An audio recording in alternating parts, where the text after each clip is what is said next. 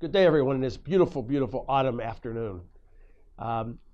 This next week, we start the final stretch of 2018 Choo Choo Chow Chow events. In fact, we've got 6 events coming up this weekend alone and 7 next week.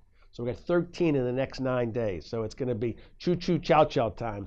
I also like everybody to think about, one of the advantages of the Choo Choo Chow Chow. It gives us an opportunity for all of us to get back to our former clients, existing clients, and invite them to a Choo Choo Chow Chow event. Invite them to in the next 13 events, invite folks to those Choo Choo Chow Chows and for the rest of this month and into December. It's a good way to contact and make a nice positive impact with your former clients and your existing home sellers and buyers that you're working with right now. As everyone knows, or if you don't know in this company, that 2018 has been the year of the listing. The year of the listing. I want to congratulate everybody for the first 10 months of how well we have done, especially the last 4 months, outpacing our listings of last year for the same time period. So clearly the year of the listing and all of the materials that the marketing department has been sending and all the programs that we've been initiating to help build your listing base is working.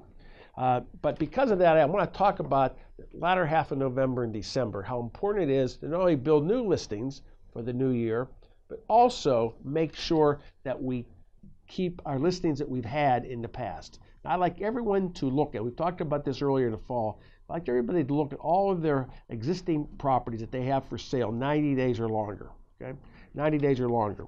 Put a list together and then work with the manager in coming up with a couple ideas, okay?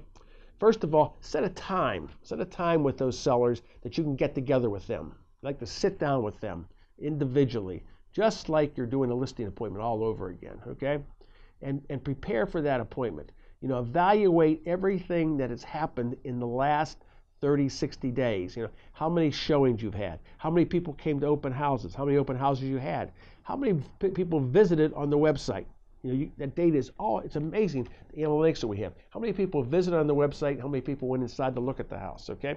So get as much data as you can on what you've been doing, what activity you've had. Check and see who has bought houses, what houses have sold in the neighborhood in the last 30 to 60 days in that competition, and whether or not any of those buyers looked at your house and why they bought the other house. And if possible, on that appointment, see if you can get your seller to go out and take a look at other houses that are for sale right now. So there's a lot of things you can do to get data and really be prepared when you go on a listing appointment, okay? To have all the data, update that your seller on all the activity that's occurred in the marketplace and all that you've done to create a market for that house. Then you want to discuss price and condition. Discuss price and condition by showing them and evaluating what has sold in competition to their houses. What has come on in market new that's competition to their house, okay? And why we haven't had a formal offer, why we haven't sold the house. Could it be price? Could it be condition? Then you want to come out of that meeting with a couple things. You want to prepare with your manager a whole brand new marketing plan, okay? Give them hope. Give the people hope with a new marketing plan of what you're going to do for the next 60 days or so of getting the house sold. Then you revert back to you want to get a listing contract renewed, or extended, that takes you at least into the spring market, okay? So you want to go in that appointment and make sure that you have that appointment for the next 120 or so days and not longer, okay? So think about that. Then the fourth thing you want to do is you want to walk away with a new listing contract. You want to walk with a new listing contract at a new price or some other adjustments. I call price adjustment, not a price reduction, a price adjustment for today's market. And then get a commitment from them if they're going to do things to get the house freshened up.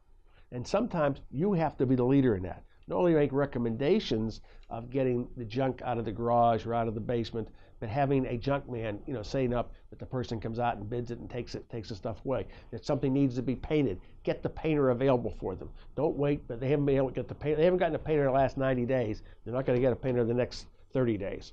So do some things and assist them to get their house positioned for sale and also the right price adjustment. Now, as we're looking at the last 60 days, one of the great things is very few realtors, they stop working. They stop working. I don't know why they do, but it's just crazy they do. So if we all think together and say, what if in the next 2 weeks I got back to every person that I have not talked, every potential buyer that I haven't spoken with in the last 60 days, and call them with a brand new listing. Just, you haven't talked to them for whatever the reasons, call them with a new listing that just came on the market, just to get their appetite wet again, okay? And if the number's been changed, that's a bad thing that happens. If the phone numbers change, that must have they bought a house in the last 60 days.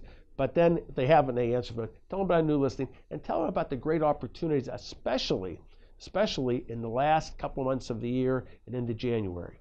Think about how that's the right time for a buyer to buy.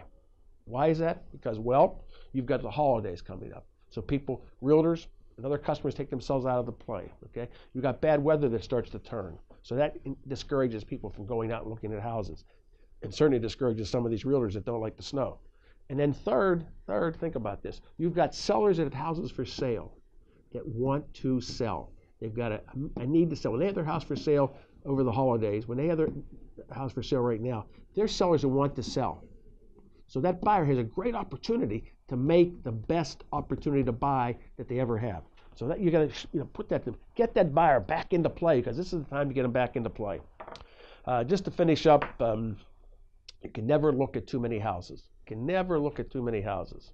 So if I have nothing else to do today, and I go out and look at 5 houses that are on the market, or 5 houses that I haven't seen, or you can amazing how when you bump into those sellers, how anxious they are in November and December to see a realtor, to see somebody with a smile on their face looking at their house. And you'd be surprised how many people will say, do you think you could sell this house? My listing's expiring Christmas Day. So have a great Thanksgiving. If I don't see you at any of the choo-choo chow-chows, I hope I see you, but if I don't see you there, have a great holiday season, a great Thanksgiving. We'll talk to you before the holiday starts. And remember, if you're on a listing appointment or you need me to call a seller to help you get that listing, I am always available. I'm always available to contact and help you in your career, and especially to build your listing base, because that's what I do. Thank you all very, very much. Have a great Thanksgiving.